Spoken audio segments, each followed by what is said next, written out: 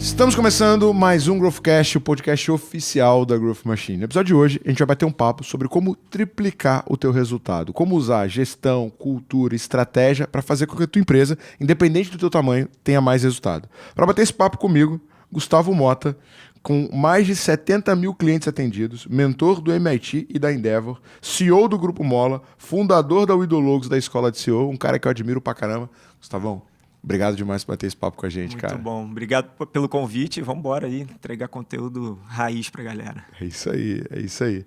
E, cara, eu gosto muito dos pontos que você coloca sobre ser CEO, sobre o desafio de encaixar a estratégia. E sei que você tem uma experiência longa nisso, né? E alguns cases bem impactantes que vai ser fundamental pra galera. Mas antes de a gente descer nesse ponto, gostaria muito de agradecer o nosso patrocinador, a Zorro, tá?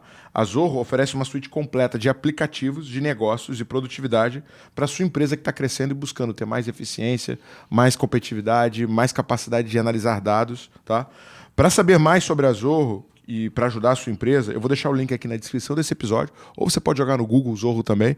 Assim como a Growth tem o propósito de popularizar o acesso a vendas, a metodologia, a crescimento, a Zorro tem por propósito popularizar o acesso à tecnologia. Então, assim, sensacional, estão fazendo um trabalho incrível, chegaram no Brasil com tudo e são parceiros estratégicos da Growth. A galera fez uma introdução aqui bonita para tu, vamos ver. Nosso convidado de hoje é o Gustavo Mota, empreendedor especialista em estratégia, gestão e marketing digital. Fundador da Widologos, Escola de CEO, Sales Farm, Instituto Brasileiro de Presença Digital, CEO do Grupo Mola, com ampla experiência em soluções online. Gustavo é mentor Endeavor, Sebrae e possui formação de mentor VMS do MIT. Caraca! Muita coisa, né? Mas muito tempo também, né? Trabalhando, né, Thiago? Trabalhando desde 16, né? Desde 16 entrei no mercado digital. E aí montei a primeira empresa aos 17 e aí já são 20 e tantos anos empreendendo. Cara, pra quem não sabe, eu e o Mota a gente se conhece, meu irmão. Muito tempo. Muito tempo. A gente não tinha nem cabelo branco. Agora tem um monte. Cara, como é que você começou como empreendedor, cara? Qual foi a tua primeira experiência e onde que você aprendeu que a gestão era necessária? Boa. Cara, eu comecei, então, eu tinha uma prima que era designer e ela trabalhava, inclusive, no prédio aqui atrás, aqui perto de onde a gente tá, onde era a CBF. E aí tinha uma vaga de estágio lá para um web designer. Eu não sabia nada disso. Ela falou, mas vai lá porque é estágio. Eu fui lá para aprender. O cara me botou num curso de web design e aí comecei ali, num portal de internet, parecido com o que o Crânio faz hoje, que tinha joguinhos e tal. Aí tu ganhava CD, ingresso para não sei o que e tal. E aí teve o estouro da bolha da internet, na época lá de 2000, e essa empresa foi para o espaço junto com o estouro da bolha, infelizmente ou felizmente, porque aí começou minha trajetória empreendedora. Eu e o diretor de marketing na época do portal, montamos uma empresa... Desempregado? Não tinha o que fazer. Eu saí um pouquinho antes, assim, já estava desligando um monte de gente. E aí eu de estagiário virei o head de design. E, cara, a gente montou a primeira empresa no quarto da casa dos pais dele lá. Tiramos a cama dele, botamos 2 mesas, um computador. Ele vendia e eu fazia. Foi aí que começou lá atrás o primeiro empreendimento. Isso, cara? 2000. Caraca, tipo, ter site era uma coisa disruptiva, né, cara? Nossa, ter site nessa época cobrava-se muito caro para ter site, depois se cobrava-se muito barato. A gente acabou ganhando muito mercado porque a gente cobrava por mensalidade, que na época não tinha, né? Então a gente fez site para a Oi, para as Nações Unidas, para o Grupo Porcão, para a Rede e tal, para muita gente assim grande. Até o dia que a gente perdeu uma concorrência. Antes do Barra Shop tinha aquela parada de jogos, que é o Hot Zone. Era outro nome, não lembro agora. E a gente perdeu a concorrência para lá porque a empresa era numa casa, né? No quarto da casa dele. Os caras falaram, como é que vocês vão contratar desse tamanho, né? O concorrente, né? Como é que vocês vão contratar um contrato desse tamanho para uma empresa que é na casa de alguém? Aí, agora tem que tomar vergonha na cara e ir para um escritório. E foi a partir daí que a gente alugou uma sala comercial e a empresa começou a ter uma nova fase. Cara, mas eu lembro que você me conta uma história, velho, de um e-commerce que você criou. Era e-commerce? Que você vendia parada na favela? Como é que era? Isso era presencial, cara. Meu Deus do céu. Isso cara, foi antes? Isso foi depois. A gente começou a fazer muito site, né? Foi crescendo, fomos empreendendo em diversas coisas. A galera ouvindo, vendia coisa na favela, não foi o quê? Traficante? Não entendi, não pode nem falar favela. Comunidade, meu parceiro. Comunidade. Desculpa, eu vou ser cancelado daqui a pouco, né? Mas, cara, a gente tinha um cliente que era o fabricante das fraldas e tinha o cliente que era o distribuidor das fraldas. Então a gente recebia muito barato essa mercadoria. A gente falou, onde tem muita gente nascendo, produto barato, a gente vendia mais barato que o Mundial, pra você ter ideia. Bom, pra quem não conhece o Rio, cara, o Mundial é um supermercado muito barato, muito né? barato. Acho que não aceita nem cartão de crédito, só dinheiro. Hoje deve ter melhorado essa situação. Uma rede gigante, né? Uma rede muito grande, muito forte no Rio de Janeiro, né? Inclusive, é um excelente cliente para muita gente aí. É excelente mesmo. E, cara, a gente meteu uma loja dentro da comunidade com esse objetivo de vender muito barato, né? O que a gente não sabia, primeiro, que a gente não entende nada de varejo, a gente só entendia de digital. Se fosse um e-commerce, talvez funcionasse. A gente, além de não entender nada de varejo... Foi loja física. Foi loja física. Caraca. A gente não entendia nada da jornada de compra desse morador de comunidade. Que ele não compra ali no last mile, ele faz a compra do mês, pelo menos naquela época, né? Você tem 15 anos, ele faz a compra do mês com o ticket alimentação, o ticket mercado dele em um mercado. Então ele compra tudo, fralda, arroz, feijão, tudo ao mesmo tempo. E a gente só foi descobrir isso na vida real. Não fizemos. Era uma fase que a gestão não fazia parte de mim. Era fazer as coisas empiricamente. E, obviamente, deu muito errado. Né? Não durou um ano.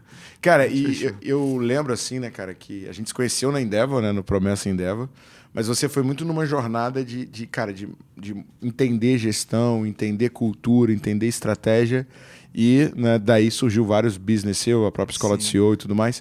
Mas, cara, tipo assim, o que é o CEO, né? E qual que é o papel do CEO? E por que você viu essa oportunidade de se aprofundar nesse conceito? Eu costumo até separar... Bom, vamos lá. O que é o CEO, né? CEO é o dono da empresa que toca o negócio, né? Ali no português de botequim. E o CEO ele tem 3 objetivos. Ele tem o primeiro objetivo, que é desenhar o planejamento estratégico da empresa e guiar a empresa nesse planejamento estratégico. Então, ele vai...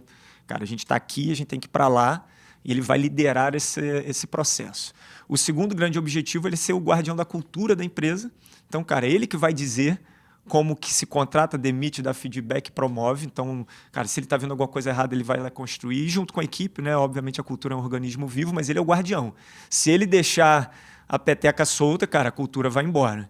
E, por último, ele tem que liderar os diretores, os seus liderados diretos ali, né? Normalmente é o diretor ou os heads de áreas e tal, dependendo do tamanho da tua empresa. Então, ele tem esses 3 papéis. De uma forma geral, ele olha muito para fora da empresa para fazer parcerias, para trazer grandes projetos, grandes, né, até investimento e tudo mais. Então, no dia a dia de uma empresa menor, ele faz de tudo um pouco, né? Quando você montou a Growth, você fazia de tudo um pouco. Então, é só a gente tentar entender em qual fase que a gente está.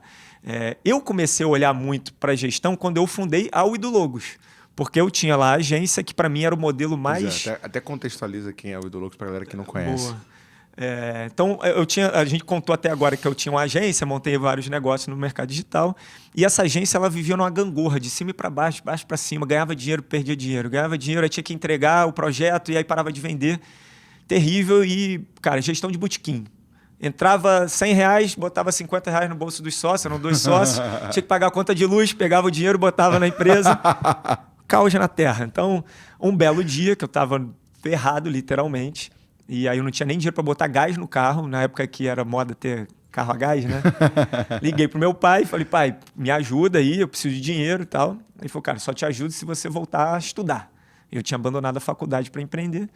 Falei, tem alternativa, vamos embora. Vamos voltar para a faculdade, estudando. Voltei, estudei, emendei numa pós-graduação, no IBMEC, de marketing.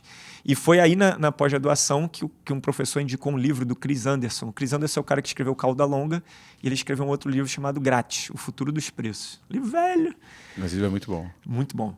E aí esse livro mostra vários modelos de negócio disruptivos e tal. E eu falei, cara, eu preciso fazer uma disrupção na minha agência, né, no meu mercado ali.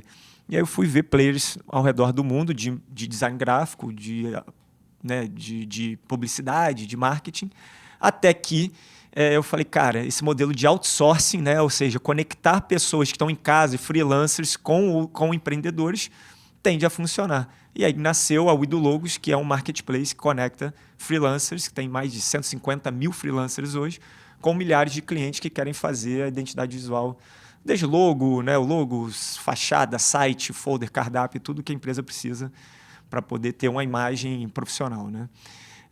E ali, quando eu montei o Idol, eu falei, cara, eu não quero ter essa cultura e essa gestão que eu tinha na outra empresa. Então, a primeira coisa que eu fiz foi romper. Literalmente, eu montei um outro escritório, contratei outras pessoas. A única pessoa que era lá da agência que foi a Gigi, que hoje é a CEO da Uido Logos. E aí lá a gente montou um outro ritmo, né? E, cara, fui muito agraciado por ter a Endeavor que nos apoiou, né? Na época eu me inscrevi em tudo quanto é coisa que existia. Nem sabia o que era Endeavor, mas me inscrevi. E um dia recebo a ligação do Ilan, que era o regional aqui do Rio. Pô, tu passou aqui? Eu falei, passei para onde? Não, para Endeavor e tal. E aí a gente começou a ter mentoria, começou a ter acompanhamento e aí a empresa começou a escalar, né? Então aí que eu vi a diferença. Se você tiver mentores, se você tiver um acompanhamento, se você tiver gestão, você começa a ter resultados extraordinários. Cara, agora é engraçado assim, quando eu comecei a Growth, né, eu não botei CEO, né? Porque assim, era só eu falar, pô, CEO de eu mesmo, CEO né? De nada, né? É sacanagem. Eu esperei uns 3 anos até a gente ter pelo menos, sei lá, acho que uns 20 colaboradores, aí eu botei o cargo de CEO. Mas, cara, qual que é a grande armadilha de você ser empreendedor, fundador e dono do negócio? E eu já ouvi corte teu de você falando que o fundador é o pior CEO que existe, né? Primeiro de tudo, cara, o negócio é teu. Quando você é colaborador, funcionário de algum lugar, você tem a preocupação. Será que eu estou fazendo um bom trabalho? Será que eu vou ser promovido? Será que eu vou ser mandado embora? Quando você é o dono da empresa, você fala, cara, eu faço o que eu quiser, eu vou trabalhar a hora que eu quiser, eu acordo a hora que eu quiser, eu tiro o dinheiro da maneira como eu quiser, eu trato as pessoas da maneira como eu quiser, porque sou eu que mando, eu sou o dono. Só que, né, o Pequeno Príncipe ele tem uma frase, né, que ele fala que você é eternamente prisioneiro do que cativa, né? E eu não sei se é exatamente essa frase, mas é esse o contexto. Você é prisioneiro daquilo que você gosta. Quando você vai para esse conceito de, pô, eu sou livre, eu posso fazer o que eu quiser, porque a empresa é minha, eu decido, eu mando embora, eu faço sei lá o quê, você pode. Você só precisa entender que a consequência da tua ação será sua também, né? E a consequência de você tratar as pessoas mal é o quê? Ter um time mal engajado. A consequência de começar a trabalhar a qualquer hora é o quê? Ter baixo resultado, né? Isso aí. E muitas vezes tem muitas pessoas que se envaidecem de ter um negócio, de ser o fundador, mas no final é o que menos ganha, é funcionário do próprio negócio, se tirar férias a empresa para, né? E está assumindo um risco muito maior e talvez ganhando menos do que se ele estivesse ocupando a mesma função no mercado. Né? Você concorda? Exatamente. Não, exatamente isso, que existe uma miopia real, né? O cara acha que ser empresário, ele vai ganhar dinheiro sem trabalhar, né? Trabalhando menos, cara, não existe, né? Então, você montar uma empresa não quer dizer que você vai ganhar dinheiro. Inclusive, se você quiser ganhar dinheiro fácil, meu irmão, arruma um emprego, que é o jeito mais fácil de ganhar dinheiro. O dinheiro já está lá, né? Todo Zero mês vai risco. pingar, risco nenhum. Todo mês vai cair pingar na tua conta. Então, o jeito mais difícil, de fato, de você ter uma renda é você empreender. Agora, o jeito mais fácil de você escalar a sua renda é você empreendendo. Então, onde que você quer estar? Se você quiser ser meia boca, é melhor você ser funcionário. Se você quiser ser alta performance, aí, meu irmão, aí tu vai explodir sendo empresário. Só que existe uma coisa, eu falo isso, que é uma pesquisa, inclusive, Thiago. Os CEOs fundadores são os piores tipos de CEO, uma pesquisa. Entrevistaram 30 mil CEOs e viram lá, e quando substitui o CEO por alguém de mercado, a empresa funciona melhor, performa melhor, porque existe uma característica muito simples, né?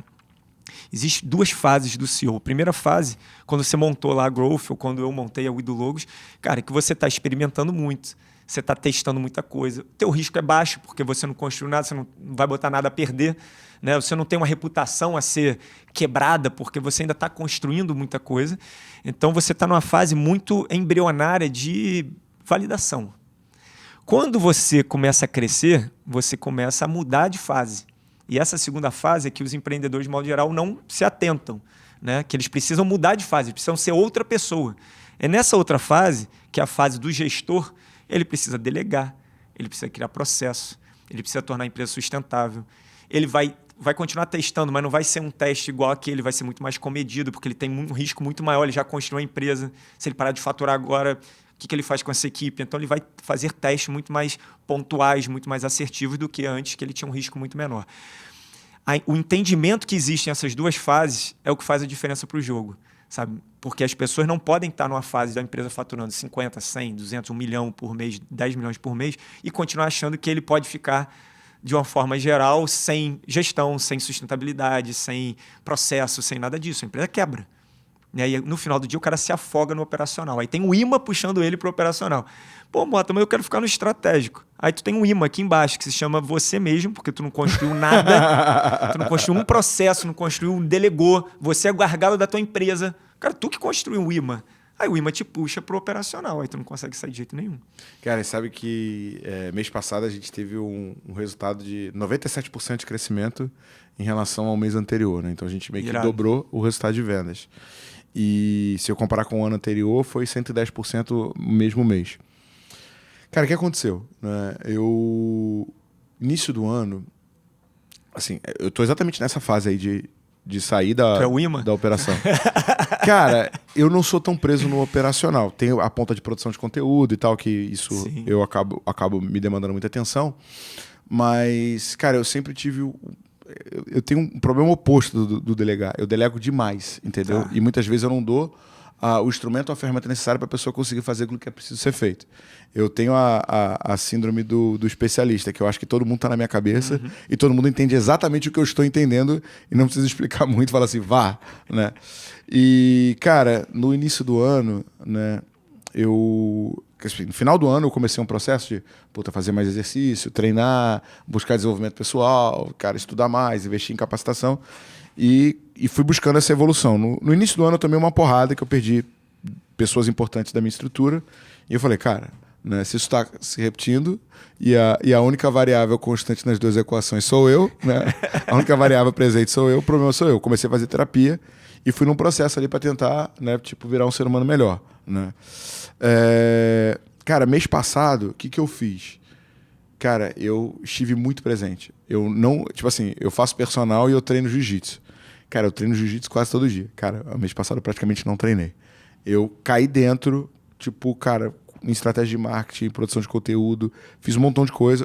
O time, cara, fez muita simulação, fez muito roleplay, fez muito treinamento.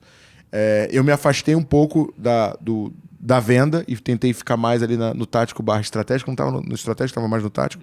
Pum, tivemos esse resultado, entendeu? Só que aí vem aquela coisa, será que eu vou manter esse resultado? Será que eu vou conseguir crescer 100% em cima de 100% de novo? Ou o que eu preciso fazer para fazer essa mudança acontecer de novo? Como é que é a tua visão, cara, em relação ao empreendedor que sente que está nesse imã, né, e que precisa fazer um movimento semelhante a esse que eu estou tentando fazer? Boa. Eu acho que primeiro tem que quebrar a pirâmide que o pessoal coloca estratégico, tático e operacional, né? Que o livro é assim, né? A didática mundial é assim. Eu gosto da pirâmide de 2 só, porque no final do dia é isso que acontece. O empresário ele é o estratégico tático e o time é o tático operacional. Porque, cara, as empresas não têm essa estrutura. A gente está falando de uma McKinsey, de uma Petrobras que tem 1 milhão de hierarquias. Então, você vai ter que ficar ali no estratégico tático, faz parte do teu papel, e tua liderança vai ter que ter uma visão também estratégica tática. Tá? Isso é importante. O operacional, que tem que ser mais esperto nas empresas menores, né? Por isso que se diz que não se deve pagar pouco. Né? Quando você tem um time menor, você tem que pagar bem para trazer um cara bom, porque ele tem que ter essa visão um pouco mais tática para te ajudar. Toda vez que você descer para o operacional para executar alguma coisa, e aí só tem 2 motivos para você fazer isso, ou é para criar uma coisa nova, um processo novo, tá criando uma estrutura nova, aí tu vai ter que ir lá meter a mão na massa, ou para corrigir um problema que ninguém conseguiu resolver. Então, nesse teu caso, eu quero crescer mais. Tu entrou com força bruta, pelo que tu está me falando. Eu fazia 5 coisas, agora eu fazia, 5 vídeos por dia, agora eu faço 10. Tu meteu força bruta. Tu meteu inteligência. Né? Você pode ter metido inteligência, mas no exemplo que a gente está dando aqui. Sim. No final do dia... Mas foi força bruta. Eu trabalhei todo dia até 3, 4 da manhã, escrevendo copy, fazendo um montão de coisa que era necessário. Funciona maravilhosamente bem. O problema de força bruta é que ela perde força com o passar do tempo. O que você tem que buscar fazer é tentar colocar inteligência no processo. Automação, tecnologia ou inteligência mesmo. Novos processos. Vou fazer de uma forma diferente para eu ter mais resultados. Mas a minha ideia foi essa. Assim, um dos fatores que ajudou muita gente a bater essa meta, não sei se você viu que eu fiz uma masterclass. Né? E essa masterclass, cara, a gente botou muito WhatsApp, ManyChat, usei muito ChatGPT, usei muita estratégia e agora eu falei, cara, Ctrl+C, Ctrl+V pro mês seguinte. Perfeito. Então, de fato, fez o certo. Então, tu entrou com força bruta para construir novos processos. E agora replica. Agora replica, dá para a galera replicar. Então, é isso. Esse é o papel. Então, mas eu não gosto de ir na operação. Até estava falando com um aluno meu Ele, pô, mas eu tenho que aprender tudo da operação. Eu falei, cara, tu tem que aprender o que é necessário para tu faturar mais. Agora é o quê? Agora é limpar chão? Então, aprende a limpar chão. Agora é pintar a parede? Aprende a pintar a parede. A partir do momento que for aprender a fazer outra coisa, aprende. Porque se você for o bloqueio da tua empresa, tu não vai crescer. Agora, criou processo, tem dinheiro para contratar alguém, delega, transfere, dá o processo para esse cara. Né? Eu nunca vi um piloto de avião entrar lá e falar, não, vou pilotar do jeito que eu quero. Cara, o cara tem uma pranchetinha lá, meu irmão. O cara entra, sei lá, meia hora, uma hora antes do avião. Verificação. E se uma coisa não ligar, outro dia eu tava indo pra Floripa, não ligou. Falou, vamos todo mundo trocar de voo. Fim. Acabou. Aí na tua empresa, que é desse tamanho, aí tu quer fazer do teu jeito, tu não quer seguir um processo, tu não quer seguir um método. Aí o teu funcionário, não, deixa eu fazer do meu jeito, tá funcionando assim. Então, mostra o objetivo do processo, desenha o processo primeiro, né? Desenha o processo, faz, deixa pronto, cara, replica. Que aí só vai ter um risco. 2, né? O processo pode estar ruim, aí tu melhora o processo, ou o teu cara não está sendo bem treinado, não é o cara certo para aquilo. Aí tu treina ele ou tu troca ele. Então, tu reduz os riscos de uma operação de gestão muito facilmente, depois tu implanta a gestão nela. Cara, assim que quando eu aprendi a montar a máquina de vendas, né, eu fui para Florianópolis e visitei 2 operações. As 2 foram adquiridas. Cara, uma operação tinha uma característica. Eu visitei várias operações, eu não vou citar em detalhe, porque é um ponto, tá, um pouco delicado. Mas uma operação, cara, eu chegava nessa operação, parecia Disneylândia, mano. Todo mundo feliz pra caramba.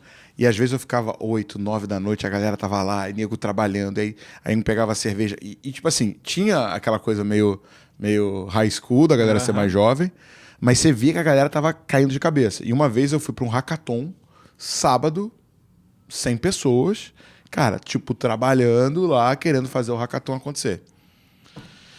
Numa outra empresa que eu fui, não necessariamente em Florianópolis, tá? Pelo Brasil, cara, coincidentemente, eu cheguei no final do expediente.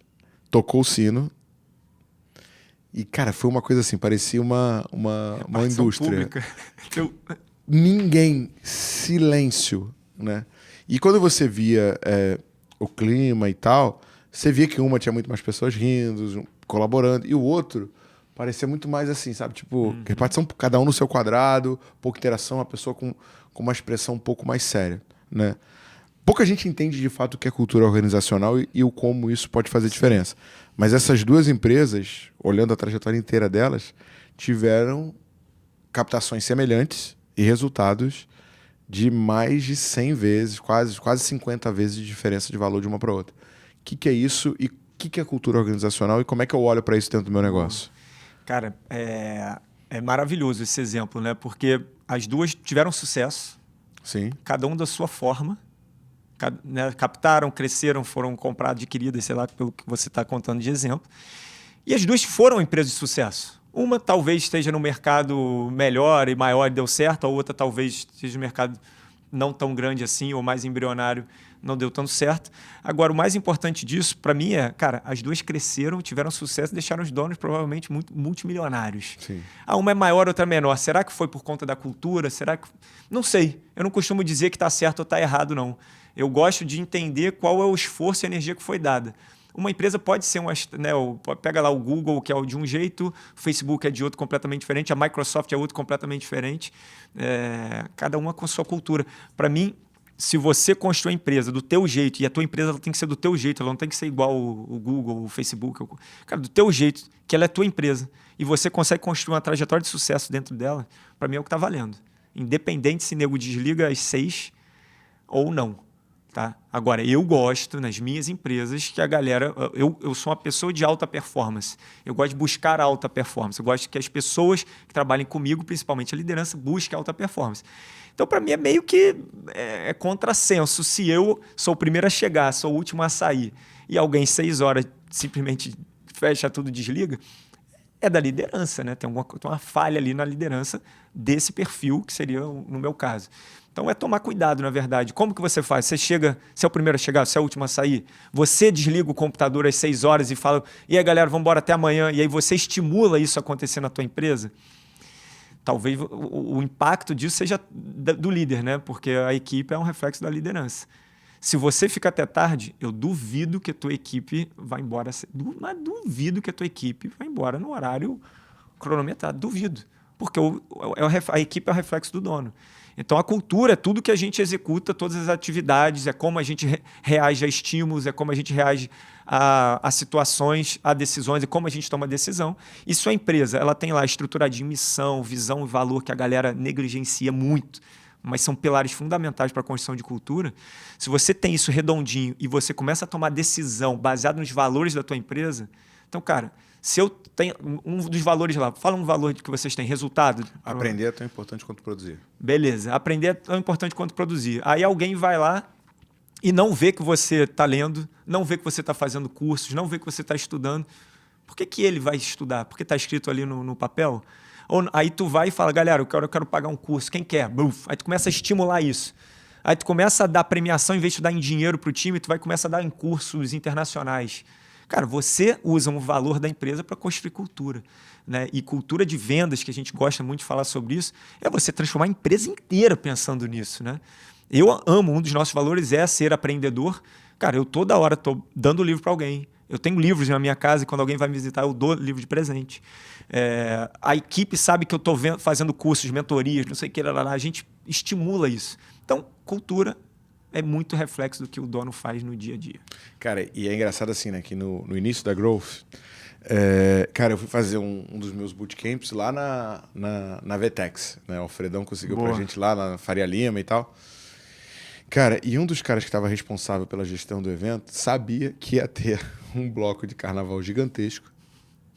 E, tipo assim, não falou nada e deixou a bucha acontecer. E, na verdade, o bloco embaixo ia ter um barulho enorme, não ia dar pra galera trabalhando. Cara, no final deu certo. Mas eu percebi assim, cara, a gente não tá com a melhor cultura. Né? Vou montar um time novo. Fui lá, mudei o time e tal. Né? Essa galera, nesse estágio da Growth, 2018, era todo mundo freelancer. Né? Então, fui atrás de um time próprio, trazer a galera full-time. Imaginei que o fato da galera ser toda freelancer também estaria impactando nessa construção de cultura. Cara, passou 6 meses e começaram a acontecer problemas parecidos. Eu falei, de novo, né? A única variável constante sou eu. Né? Então, eu sou o problema. O que eu fiz? Aluguei uma casa numa cidade irada, para quem conhece o Rio, em Búzios, né? Para quem não conhece, para quem é de São Paulo, é tipo uma Marizia, tipo uma Floripa. Conheço, bota no Google aí. É um lugar bonito pra caramba. Nessa época a Growth eram 10 pessoas, fomos para essa casa em Búzios, 3 dias de, cara, o que a gente quer, onde a gente quer chegar, qual que é a nossa cultura. Não que a gente tenha olhado muito para a estratégia que a gente criou ali, mas saiu o nosso código de cultura que definiu como a gente ia se comportar, né? Eu percebi que fez uma diferença muito grande, mas quando a empresa começa a crescer, a gente está batendo quase 100 colaboradores, você já tem mais dificuldade, né, de fazer com que esse negócio desça, né, e que todo mundo tenha acesso. Hoje em dia eu conheço todos, mas eu não sou próximo de todos, né? E esse é um outro desafio. Agora, cara, você recentemente tocou, né, como CEO de uma empresa aí que teve um crescimento bem expressivo, e você teve todo esse desafio de estruturação. E para a galera que está ouvindo a gente, que talvez não tenha ainda, né, modelo de gestão, não tenha all-hands, cara, o que você entende ali que é o basicão que eu posso fazer para, mesmo uma empresa crescendo, ter esse alinhamento mais forte? Boa. Cara, tem uma coisa que é fundamental. A gente falou aqui de reações, né? Então, use os valores da empresa para você reagir a estímulos, o que está acontecendo no dia a dia. Mas existem 2 outras coisas. Uma delas é contar histórias. Então, toda hora, cara, tu tem que trazer histórias do que está acontecendo, história dos teus clientes, história do como era no passado, referências. Se tu tiver ainda campeões, ou seja, algum funcionário que cresceu muito, que era estagiário, virou head e tal, você usar essas histórias de sucesso para moldar as outras pessoas, isso funciona maravilhosamente bem. E uma coisa que se chama rituais. Você tem que construir os rituais na empresa. São rituais de gestão, que no final do dia acaba caindo como rituais de cultura, mas são rituais de gestão para você colocar todo mundo alinhado na mesma direção. Então, alguns rituais aí que é importante. Kickoff semanal. Cara, é uma reunião semanal que tu junta, se a empresa for pequena, junta todo mundo.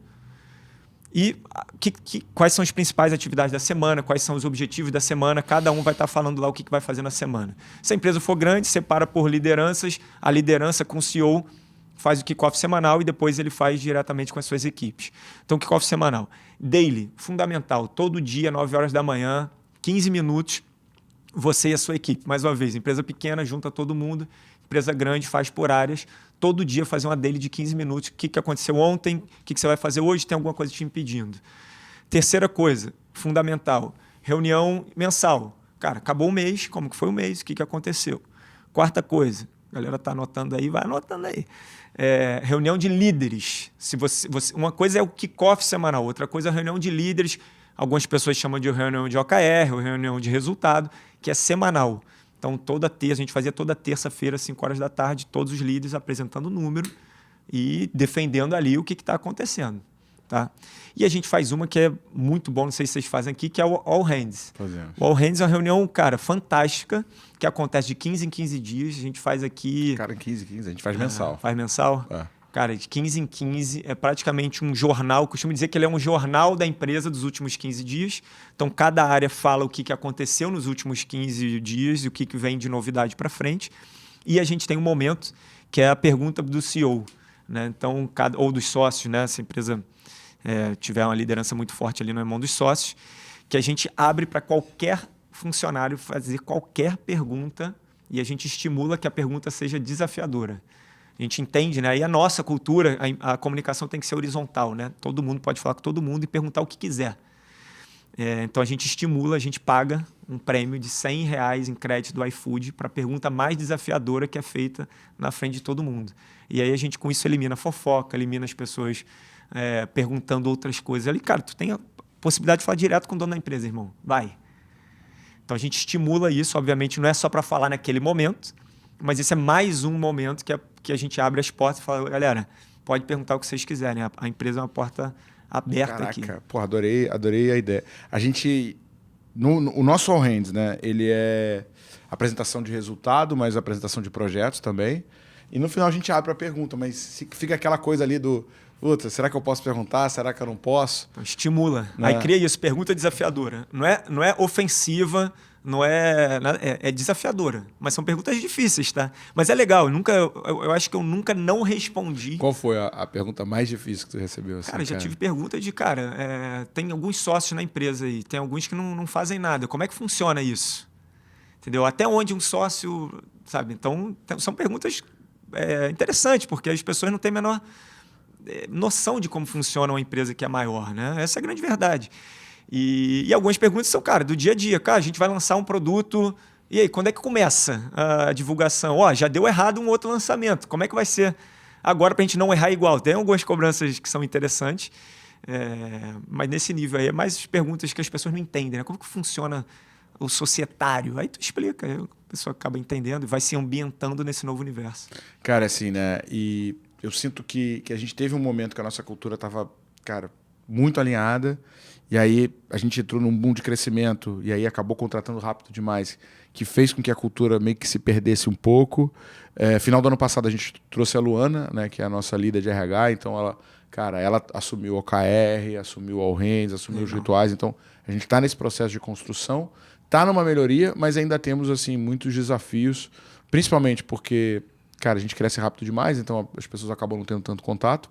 Mas o que você entende, cara? Beleza, essa ponta dos rituais ficou muito claro para mim. Mas, cara, como é que eu lido ali com a ponta de satisfação do colaborador, a ponta de onboarding? Quais outros pontos você acha que são importantes para a gente ter organizado que podem refletir também na ponta cultural? Boa. Cara, no final do dia as pessoas colocam a culpa que a cultura está ruim porque entrou muita gente. Né? Entrar muita gente não é motivo de estragar a cultura, por mais que a cultura seja um acordo comum entre diversas pessoas. Porque se você tem tudo setado, se você já sabe, vamos lá, a teoria da janela quebrada. Se está uma zona, meu irmão, o cara vai fazer zona. Ele vai jogar lixo em qualquer lugar, ele não vai arrumar as coisas. Mas explica a teoria. Você é bom de teoria, eu não, né? Não, eu não lembro agora se teoria é de Nova York, do metrô. Acho que é do Bloomberg. Do Estratégia do Oceano Azul, né? Que mostrava, eu não sei agora a estatística exata, né? Mas quando você tem um lugar que está com a janela quebrada, que está sujo, a chance das pessoas quebrarem ainda mais é muito grande. E a partir do momento que você conserta, você desestimula a depredação. Né? Exato. Isso que acontecia em Nova York. Então, Nova York era tudo sujo, tudo destruído. E aí entrou, se eu não me engano, foi o Michael Bloomberg, né? E falou, cara, vamos organizar, porque a hora que a gente organizar, as pessoas vão deixar de depredar. Então, foi isso que aconteceu. e a cidade está aí como está hoje, né? Maravilhosa. Então, se você estrutura um processo dentro da tua empresa e organiza, as pessoas não vão jogar lixo em qualquer lugar. Só que o problema é que as empresas, de um modo geral, não são estruturadas. E quando cresce, o que estava estruturado precisa ser adaptado. E aí você não... Por mais que você pudesse estar estruturado, você não estava estruturado para essa nova fase. E aí você deixou pontas em aberto e a pessoa faz o que ela quiser naquele momento. Então, quando que você começa a construir para não deixar isso acontecer? Cara, lá atrás. Primeiro é no processo seletivo, né? Não adianta você pegar um monte de prego, contratar esses pregos e querer fazer uma seleção brasileira. Não vai sair. Como é que você faz a seleção brasileira? Tu pega um monte de craque e dentre esses craques você seleciona alguns craques para ir para a seleção. Mesmo assim, toma de 7-1. Então, mesmo escolhendo os melhores, os craques do time, e aí cada um dentro da tua régua, né? O Flamengo escolhe os melhores do Flamengo, o Vasco escolhe os melhores que tem a possibilidade lá. Cada um na sua régua, mas escolhe os melhores com os recursos que tem. O problema é que as pessoas querem pagar o mais barato num jogador meia boca e quer, no treinamento, resolver tudo. O que é mais fácil? Não é mais fácil escolher melhor? Então, coloco primeiro, onboardo primeiro alguém que é bom já, ou que tem uma boa capacidade técnica, pelo menos, para depois eu evoluir ele dentro de casa, do que eu pegar um prego e querer evoluir ele dentro de casa. Então, começa ali. Não negligenciar a parte do processo seletivo. Então, sempre leva para a parte do futebol. Cara, tem olheiro na rua, sabe? Para escolher o cara, para depois ele fazer um teste, para depois ele subir. Aí você não, tu quer botar no LinkedIn aberto, chega o primeiro lá, você seleciona o cara. Se você já seleciona, tá errado, né? Tu tá com a dor, tu tá sofrendo, tu precisa de alguém, vai vir alguém assim...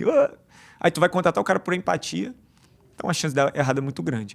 Então começa o processo seletivo, aí faz o processo de onboarding, que dura 6 meses a 8 meses, o processo de onboarding de um funcionário. Caraca, de 6 a 8? De verdade, né? Um onboarding de verdade é que o cara saiba o que ele está fazendo, como e onde impacta. Se alguém perguntar, ele vai conseguir executar. Isso na vida real, né? Se a gente for falar que a gente onboarda em 1 mês, a gente fala que é onboard, mas no final do dia o cara não foi onboardado de verdade. Então, o onboard de verdade dura de 6 a 8 meses. Isso é a vida real mesmo. E aí você tem todos os outros rituais que você tem que encaixar o cara nisso. Senão você perde, né? Agora, sem processo, sem gestão, sem liderança, não tem como.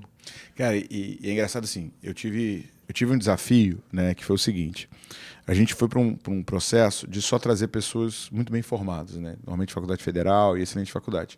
A gente trouxe pessoas que tinham, cara, capacidade de raciocínio lógico, inteligência absurdamente alta. Mas não necessariamente o fato da pessoa ter passado por uma boa faculdade mostra que esse cara tem um alinhamento com os valores da tua organização. Sim. Então, assim, isso foi uma coisa que a gente levou um tempo para entender, né? Que, cara, será que o sonho dessa pessoa tá batendo com o meu sonho? Ou será que ela tá aqui simplesmente, tá vendo como um trampolim, uma oportunidade temporária para ela desenvolver um determinado skill e poder ir para outro lugar? Então, isso foi uma coisa que a gente contratou bem, tá? A densidade de talento nossa é alta, mas a gente errou nessa ponta de validar esse alinhamento. Essa ponta de onboarding, né, cara, tá crescendo rápido, precisa de gente, né?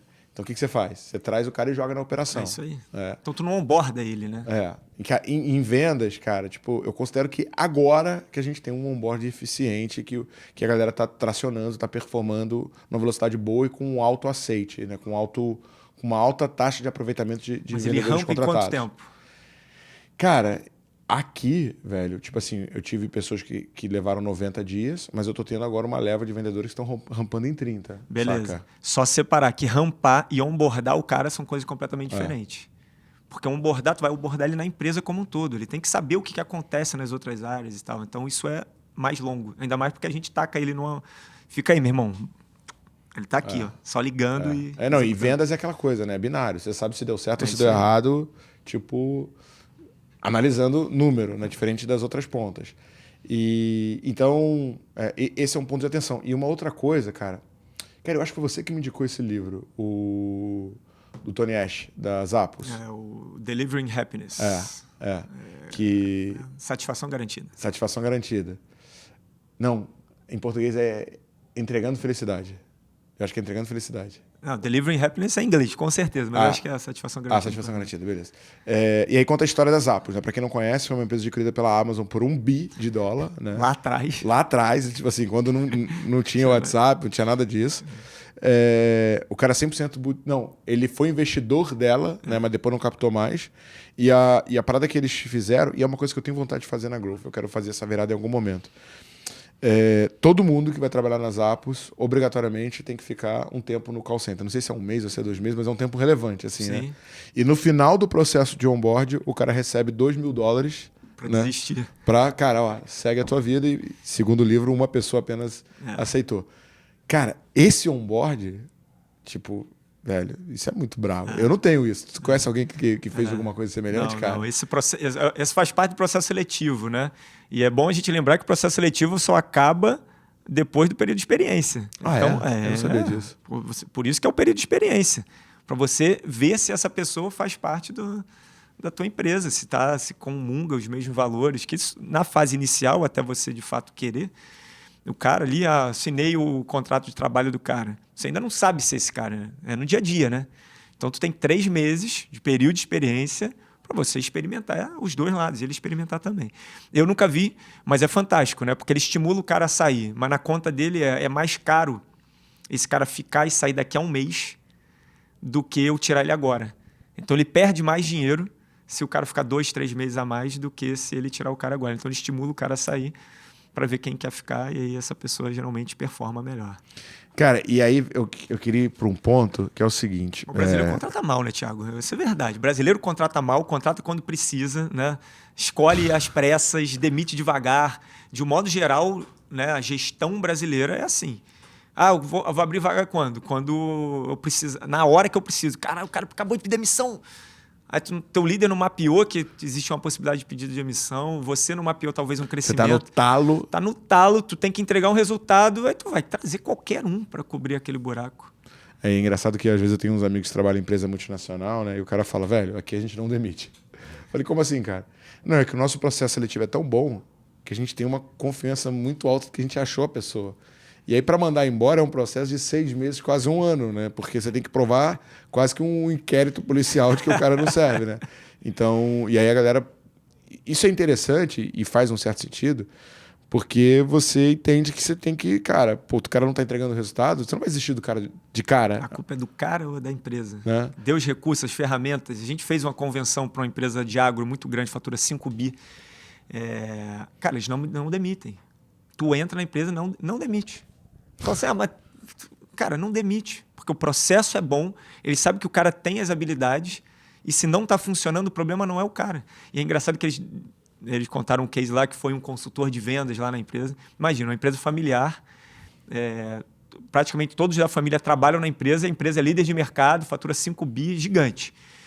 E aí chegou o consultor de vendas lá, não, vamos aumentar o faturamento de vocês, aí se o vendedor não bater 3 meses, demite o cara... e tal. Eu falei assim, cara, não, aqui a gente não demite, não. Não demite. Muda o cara de posição, troca ele joga para cá, treina ele, e aí o cara performa. E aí os caras são muito bem remunerados, são pessoas altamente capacitadas. Então, irmão, não tem motivo. Agora, tu contrata mal, contrata errado, contrata às pressas, não tem chance processo de dar certo é nenhuma. E uma coisa que acontece muito na imersão da Growth, né? A galera fica muito... Porque assim, não sou eu sozinho. Por mais que eu falhe uma parte do tempo, eu boto o time também para ir pro palco e tal. E a galera fica, caramba, como é que eu acho um Léo? Como é que eu acho um Bernardo? E tal. E essa é uma pergunta que vem com muita frequência. Como é que eu monto um Dream Team? E eu quero jogar essa para você. Mas antes de eu ir para essa pergunta, eu quero falar. Você que chegou até aqui... Primeira coisa, imersão Growth Machine durante 3 dias. Você passa junto comigo e com o meu time entendendo como é que você monta a tua máquina de vendas. Tô deixando o link para você se inscrever na imersão no primeiro comentário desse podcast ou na descrição se você estiver assistindo pelo Spotify. Segundo ponto, cara, tá gostando do conteúdo? Deixa sua curtida. Dá 5 estrelas se você está ouvindo pelo Spotify. Marca para você ser notificado, se inscreve, porque assim toda vez que eu lançar um conteúdo novo, você será avisado. Como que eu monto um Dream Team e esse é o papel do CEO ou não? É o papel do CEO. O papel do CEO é achar os talentos. Né? Se você fosse elencar realmente assim, cara, a minha empresa está estruturada, o que eu faço a partir de agora? É procurar gente boa para trabalhar com você. A gente foi visitar lá na XP, teve um papo com o Ben Small, um grupo pequeno de empresários, e ele estava falando que ele saiu de CEO, né, virou presidente do conselho, e aí o CTO assumiu como CEO, e aí a gente perguntou para ele, cara, o que você faz ainda na empresa efetivamente? Ele falou, cara, só tem um papel, achar gente boa para trabalhar com a gente. É a única coisa que ele faz. Se você acha os melhores para trabalhar com você, cara, é seleção. Mais uma vez, é seleção, é time. Pega os melhores, vê se tem fit cultural, porque também não adianta você juntar um monte de gente boa, colocar lá no time. Quantos times já perderam, né? E Flamengo, uma época que juntou Edmundo com Romário, com Bebeto, foi um caos na terra, porque a cultura não estava batendo. Então, verifica se culturalmente faz sentido. Cara, gente boa para dentro. Agora, tem que reservar tempo para você fazer entrevista, para você ir para os processos seletivos. Faz parte do show, né? O Jorge Paulo Leman já fala isso até hoje, que ele participa, obviamente, dos camadas mais elevadas, ele participa até hoje do processo seletivo. E ele vê lá se o cara faz sentido ou não. Né? O Bernardo, esqueci o nome dele, mas era o CEO da Ambev, né? O Bernardo Paiva. Pô, participa dos processos seletivos, cara. Se você não participa do processo seletivo, da liderança, pelo menos, da tua empresa, qual a chance de trazer alguém que vai estar alinhado com você? Cara, e uma coisa que eu tenho feito, eu participo, né, de gerencial para cima. E, cara, tipo assim, antigamente eu contratava muito quem eu gostava, né? Quem era parecido comigo. Recentemente a gente fechou uma vaga agora que eu levei muito tempo para contratar. E eu tava conversando com a minha líder de RH, eu falei, cara, essa pessoa aqui eu gostei pra caramba, mas ele é muito parecida comigo. Eu preciso de alguém diferente. A gente trouxe uma pessoa que não era a pessoa mais carismática ou mais parecida comigo, mas que tinha mais organização e mais estrutura, porque eu entendi que para essa função precisava de alguém mais organizado. Né? Boa. Agora, cara, pergunta de $1 milhão. Eu tava uma vez, saí pra tomar uma cerveja com os fundadores de uma importante empresa adquirida. E, cara, um dos fundadores, meio alegre, já chegou para mim e falou: o fulano bateu meta, entregou resultado, mas não estava alinhado com a nossa cultura. E eu lembro, cara, que quando esse maluco entrou, ele meio que resolveu uma puta bucha. Tipo assim, os caras estavam muito tempo sem bater meta, tava penando. O cara foi para uma área, depois foi para outra, e aí tiraram o cara da empresa. Ele falou assim, cara, aqui a cultura tá na frente. E sei lá o quê. Não adianta. Se não tiver alinhado culturalmente, pode estar entregando o resultado que for, que ele tá fora. Você concorda? Concordo plenamente. Não tem como, cara. São valores, né? Mesmo sendo um cara que entrega um puta resultado. Não tem como, ele vai destruir a empresa. É míope. É um resultado míope, é um resultado momentâneo. Porque os valores vão conflitar e vai explodir o negócio. Em algum momento vai explodir. Se teus valores, principalmente os valores, não estão lembrando que a cultura é um reflexo dos valores. Se o cara não bate com os valores da tua empresa, não tem chance de dar certo. Pode estar funcionando nesse momento, mas vai explodir em algum momento. E aí não vai ter chance, porque tu construir um castelo com uma das pernas quebradas, uma hora o prédio vai cair. Então, arranca o quanto antes que dói menos. Difícil. Eu concordo contigo. Tá? A gente, em uma das empresas que eu participou de um desligamento por alinhamento cultural e foi uma decisão extremamente difícil, porque, cara, o impacto da saída ia ser muito grande. Só que a galera bateu no peito, encarou, e eu percebo que isso até uniu mais o time. Sim. Saca? Que assim, cara, ferrou, não era uma pessoa que estava entregando o resultado, era uma pessoa que profissionalmente era boa, mas nesse aspecto aqui não está alinhado. É porque o que acontece, várias pessoas que estão na mesma cultura, tu coloca um cara forte, que entrega resultado, que está desalinhado com os valores da empresa, ele começa a expulsar as pessoas boas da empresa. Ele começa a afastar essas pessoas boas que estão alinhadas. Porque é muito forte. O nego vai começar a olhar e vai te questionar. Cara, tu tá lá escrito lá, aprendedor. O cara não sabe ler, o cara não leu um livro. A última vez que ele leu faz 5 anos, nunca fez um curso. Aí ele começa a questionar a tua empresa. Como é que tu deixa um cara desse aqui que fala que aprender não vale nada, mas tá entregando resultado? Então, para você, é mais importante o resultado ou teus valores? E ele vai começar a te questionar e tu vai começar a perder gente boa. A partir do momento, a empresa vira do cara. Não é tua empresa. Com os teus valores, com o que você construiu, com o que você entende que faz sentido. Então, dói menos tirar antes. Agora, não quer dizer que não vai doer. Né? O Benchimol, inclusive, contou uma história dessa. Eu não sei se foi na empresa dele ou numa outra, que ele trabalhava, que tinha um grupo, que tinha um cara, um dos vendedores que mais vendia. Ele teve que construir uma sala para esse cara ficar mais afastado, para ele não contaminar todo o resto. A partir do momento que todo o resto começou a faturar mais do que ele tirou o cara. Entendeu? Porque aquele cara estava destruindo o que a empresa estava querendo, para onde a empresa estava querendo ir. Então, a gente precisa ter essa noção. Vai doer? Vai. Vai ser fácil? Não. Mas tem que fazer. E o quanto antes. É real. É igual demitir rápido, que a gente não demite rápido, a gente fica protelando, já sabe que o cara está errado, já sabe que tem que tirar, já sabe que não faz sentido. Não dá mais uma chance. Não sei. Igual demitir rápido. tem que tirar esse cara rápido. E a Endeavor ela tem um estudo, né, que ela mostra que somente 1% das empresas cresce mais de 20% durante 3 anos consecutivos. Qual que é a dica final que você dá, cara? Qual que é o ponto de atenção se eu não estou tendo o crescimento que eu gostaria? Como CEO, como líder do negócio, para onde você acha que quem está ouvindo agora o nosso Growthcast tem que prestar atenção?